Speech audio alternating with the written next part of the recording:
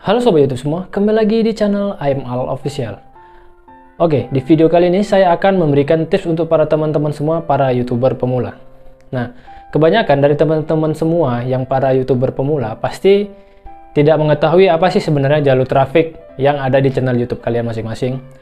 Sebagian besar para YouTuber pemula ini ada dari kalangan orang yang berpendidikan dan orang yang tidak berpendidikan ya. Tetapi mereka mencoba masuk ke dalam dunia per-YouTubean untuk menghasilkan dolar-dolar dari YouTube. Nah, jadi mereka asal upload, asal memasukkan video, trending, dan mereka senang. Tetapi mereka tidak mempelajari apa sih sebenarnya jalur-jalur traffic atau story-story penelusuran dari channel YouTube kita ya. Nah, di sini saya akan memberikan sebuah tips untuk teman-teman, untuk para YouTuber pemula yang dari kalangan yang tidak mengerti apa sih sebenarnya, bagaimana sih cara mengatur channelnya supaya tertata dan rapi dan segera mengajukan monetisasi dan akan diterima monetisasinya. Nah, dari video ini saya akan menjelaskan satu persatu apa sih tentang YouTube kita. Bukan sebenarnya YouTube itu tidak hanya mengupload video, upload dan selesai, nggak seperti itu ya. Jadi sebenarnya YouTube itu kita kalau mau YouTube jadi content creator tuh harus memikirkan matang-matang. Yang pertama, kita untuk sebelum melangkah kita harus memikirkan satu.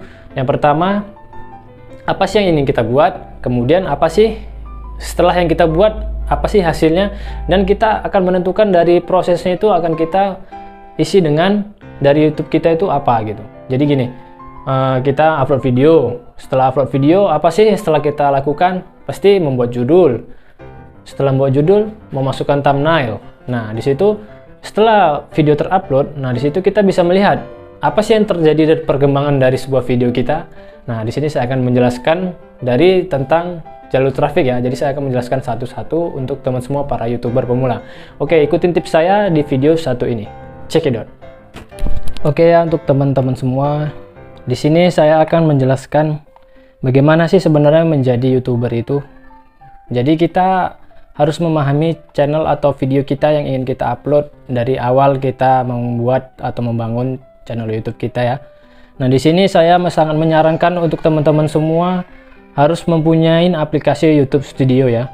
Teman-teman bisa downloadnya di Play Store dan login dengan akun YouTube kalian masing-masing. Nah, di sini saya sudah menggunakan YouTube Studio ya. Oke.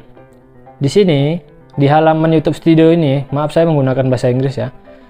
Kita bisa melihat ringkasan atau hasil-hasil dari video-video yang kita upload ke channel YouTube kita. Nah, di sini kita bisa melihat viewer, seberapa banyak di like, komentar, berapa hari udah di-upload, dan melihat peringkat-peringkat dari video kita yang sudah kita upload. Nah, di sini saya akan menjelaskan satu hal penting untuk teman-teman semua para YouTuber pemula tentang jalur traffic di channel kalian. Nah, di sini teman-teman bisa menekan analisa atau analitik ya di dalam bahasa Inggrisnya ya. Tekan saja analitik. Nah, di sini di halaman analitik teman-teman disediakan atau disuguhkan halaman tentang viewer dari satu video yang terbanyak ya. Nah, di sini banyak sekali yang bisa kita lihat dari mulai jam tayang, berapa jam video kita ditonton, dan jumlah pertambahan dari subscriber. Oke, dan estimasi pendapatan kita ya. Nah, di satu halaman analitik ini semua sudah lengkap sebenarnya. Jadi teman-teman bisa melihat satu persatu. Untuk video teratas bisa dilihat di halaman keduanya ya, di bawah dari viewer ya. Nah, untuk 28 hari ini banyak sekali yang nonton video saya yang di video ini ya, untuk 28 hari ini ya. Nah, untuk real time-nya ini, yang disebut real time ini apa sih sebenarnya? Real time ini tentang waktu masuk per 60 menit. Jadi video kita itu ditonton per 60 menit itu apa aja sih yang ditonton dalam 60 menit terakhir video kita. Jadi kita bisa melihat real time-nya ya. Nah, jadi videonya itu yang ditonton ada 3 ini dalam 60 menit terakhir. Dan untuk 2 hari terakhir videonya yang ditonton ini sebanyak. Dan jumlah tontonnya sebanyak ini ya. 1,8, 24, 11. Nah, di sini sudah diurutkan untuk video-video yang ditonton. Jadi kita bisa melihat secara utuh atau lengkap di real time ya, dalam 48 jam atau 2 hari dan 60 menit terakhir. Itu fungsi dari YouTube Studio secara garis besar dan banyak sekali fungsi lainnya. Nah, di sini teman-teman bisa melihat yang disebut dengan reaksi. Nah, di sini reaksi itu yang ingin saya jelaskan atau pertegas untuk teman-teman semua yaitu traffic source type atau jalur trafik, sumber trafik ya. Untuk bahasa Indonesia, traffic source type ini adalah jalur sumber trafik kita. Jadi video kita itu diputar dari mana aja sih sebenarnya, nah gitu. Jadi kita harus memahaminya ya. Jadi kita tekan aja untuk reaksinya di traffic source tips atau jalur sumber trafik ya. Kita tekan aja di sini. Nah, di sini akan muncul. Dalam jangka 28 hari terakhir, video kita itu ditonton dari mana aja sih? Apa aja sih yang nonton dari video kita? Nah, di sini dalam channel saya, dalam 28 hari terakhir, 28 hari terakhir ya, last 28 day. Di sini ditonton dengan YouTube Search 78%. Suggest video atau rekomendasi video 6,6%. Order YouTube fitur, berarti fitur YouTube lainnya, jalur eksternal atau browse fitur dari browser fitur atau search dari Google, dari channel kita tidak diketahui, dari playlist, dari notifikasi kita upload langsung ditekan notifikasinya. Kita bisa lihat presentasinya ya di sini dan akan menunjukkan 100% semuanya. Nah, di sini kita bisa memahamin dari channel kita dalam 28 hari terakhir. Jangan sampai jalur eksternal ini lebih tinggi dari YouTube Search atau suggest video atau rekomendasi video ya. Itu sangat tidak disarankan. Kenapa? Karena kalau kita buat tentang eksternal video, tentang jalur eksternal, kemungkinan YouTube kita itu diputar secara amburadul ya, dari jalur eksternal semuanya. Berarti sistem algoritma YouTube tidak bagus. Kalau jalur yang bagus itu yaitu antara suggest video atau rekomendasi video dengan penelusuran YouTube atau YouTube Search itu berimbang ya. Dia di atas atau di bawah. Nah, di sini dalam 28 hari terakhir channel saya untuk YouTube Search-nya menjadi top number 1 atau top nomor 1 untuk jalur penelusuran YouTube. Dan untuk yang kedua, rekomendasi YouTube. Untuk eksternalnya hanya 2,5%. Nah, di sini kalau teman-teman mengajukan monetisasi, kemungkinan besar untuk hasil dari monetisasinya, alhamdulillah mudah-mudahan diterima cepat. Nah, ini untuk 28 hari terakhir. Nah, di sini kita bisa ganti ke 365 hari terakhir ya. Oke, di sini sudah saya buat 365 hari terakhir atau 1 tahun kebelakangan ini channel kita ditonton dari mana aja sih. Nah, jadi di sini para peninjau tuh sebenarnya melihat dari 365 hari terakhir ya. Channel kita itu ditonton melalui apa aja sih? Nah, gitu. Nah, jadi kalau saya bilang eksternal ini jangan sampai melebihin batas sampai nomor 1. Jangan sampai nomor 1. Biasanya kalau untuk eksternal ini kebanyakan kita nonton dari web-web yang banyak disediakan di Play Store ya, seperti YT Viewer, kita putar selama berulang-ulang dan jatuhnya spam ya. Kalau tidak mengetahui cara untuk memutarnya. Ini jalur eksternal ini bisa naik ke atas. Nah, eksternal ini juga banyak seperti kita nge-share ke Facebook, ke WhatsApp atau hal sebagainya dari mana video kita ditemukan. Oke, atau yang pernah main sub for sub pakai aplikasi. Saya kemarin ada coba juga untuk jalur eksternal menggunakan sub for sub pakai aplikasi hanya untuk mencoba saja 2 atau 3 subscriber. Nah, situ langsung nampak kelihatan jelas jalur masuknya berapa persen. Nah, oke. Di sini untuk 1 tahun kebelakangan ini YouTube Search nomor saya nomor 1 ya. Untuk suggest video di nomor 2 atau rekomendasi video. Yang ketiga ini short feed atau video short kita ya. Nah, untuk yang ketiga ini saya sangat anjurkan untuk di baris nomor 3 ya. Nah, kita kembali lagi di halaman reaksi ya, reaksi. Nah, jadi untuk eksternal yang tadi yang saya bilang, di sini kita bisa melihatnya juga sebenarnya jalur eksternal itu dari mana aja sih. Nah, di sini kita bisa tekan top external source. Dalam 28 hari terakhir, kita bisa melihat top external source kita dari mana. Jadi video-video kita itu ditonton dari mana aja sih. Nah, seperti itu. Oke, dalam 28 hari terakhir di channel saya, video saya itu banyak sekali di-share melalui orang di WhatsApp ya. Bahkan saya sendiri tidak ada menge-share video ini di WhatsApp ya. Berarti penonton dari channel saya banyak menge-share link atau video saya di WhatsApp ya. Dengan kapasitas 41,5% di nomor 1. Kemudian dicari di Google, mesin pencarian Google ya, Google Search di nomor 2. Kemudian di Facebook, padahal saya tidak ada membagikan video ini, membagikan sumber-sumber eksternal ini di yang tertera sini ya. Berarti dalam 28 hari terakhir penonton saya menemukan video saya dari ini. Bisa kita lihat ya, banyak sekali sumber eksternal yang masuk di sini. Jadi ini kalau dalam artian sangat nggak bagus kalau eksternal ini tadi yang di top external source ini nomor 1 di traffic source ini, sumber trafiknya eksternal nomor 1 itu menurut saya nggak bagus. Yang lebih bagus itu antara YouTube Search atau suggest video, rekomendasi video atau penelusuran YouTube. Nah, jadi di top eksternal ini sebisa mungkin kita meminimalisir ya.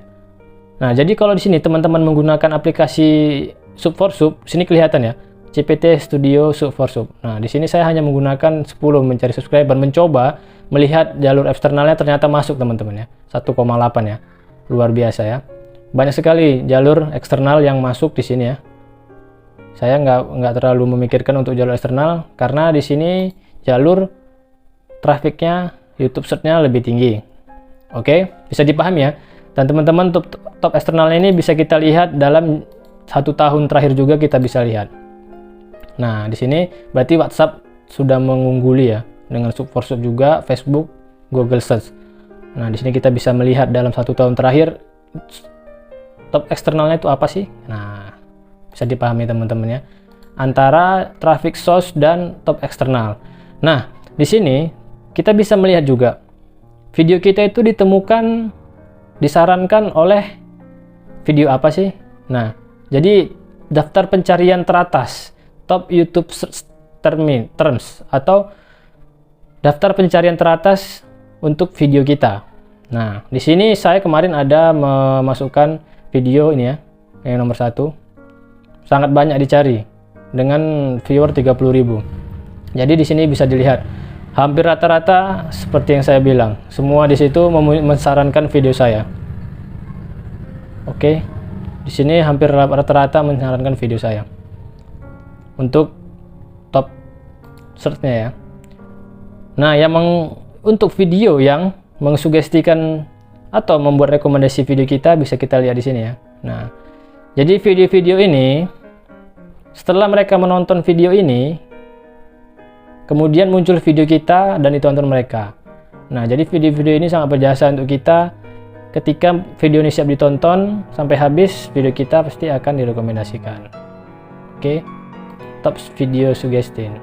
Nah, untuk top playlist playing dalam konten itu, jadi playlist yang dalam 28 hari terakhir, playlist apa aja sih yang sering diputar? Nah, di sini kita bisa lihat. Oke, dalam 28 hari terakhir, playlistnya yang sering diputar inilah. Yang saya buat berarti banyak yang mutar playlist saya. Nah, seperti itu.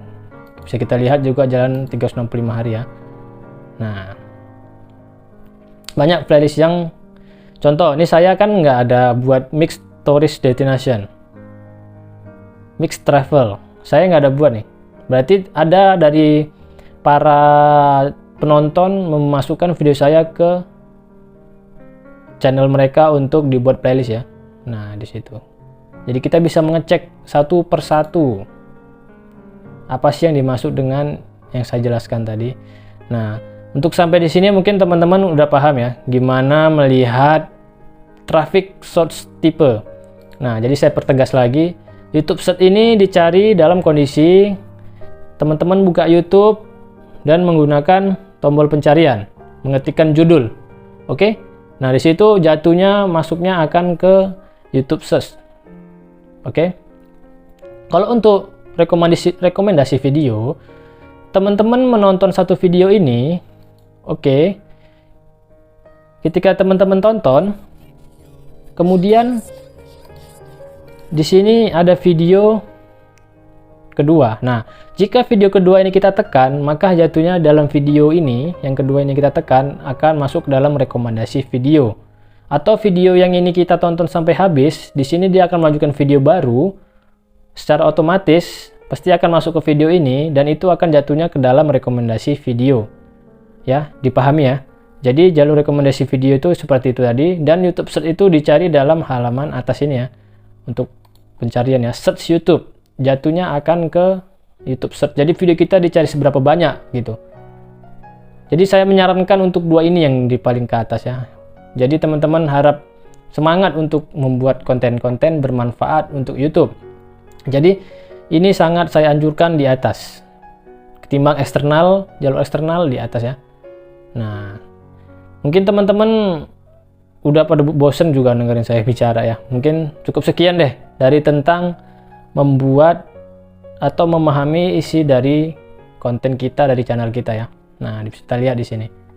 Bisa melihat semua, bisa kita lihat. Jadi saya menjelaskan di sini untuk trafiknya dulu ya, satu persatu. Dari trafik, top eksternal, dan YouTube search terms, dan top video sugesti.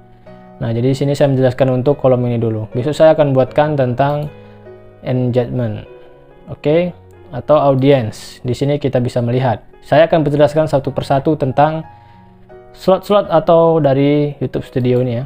Nah, oke, terima kasih.